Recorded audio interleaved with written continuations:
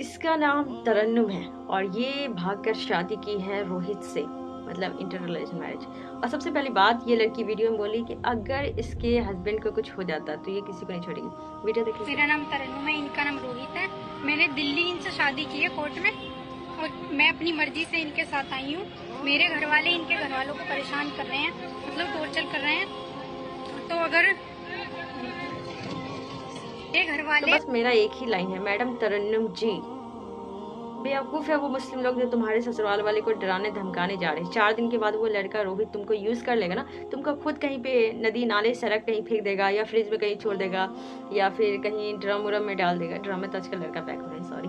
तो नदी नाले में कहीं सूटकेस में पैक कर देगा तुमको। तुम खुद 4 दिन के बाद तुम्हारा क्या होगा तुमको नहीं पता। तुम क्या दूसरे को छोड़ोगी नहीं? तुम्हारे पास अगर इतनी हिम्मत होती तो तुम न्यूज़ रिपोर्टर इन लोग का हेल्प लेती, पुलिस थाना का हेल्प लेती। तुम तो खुद ही बेगैरत इंसान हो जो अपने माँ बाप की नहीं हुई, अपने शौहर की क्या होगी?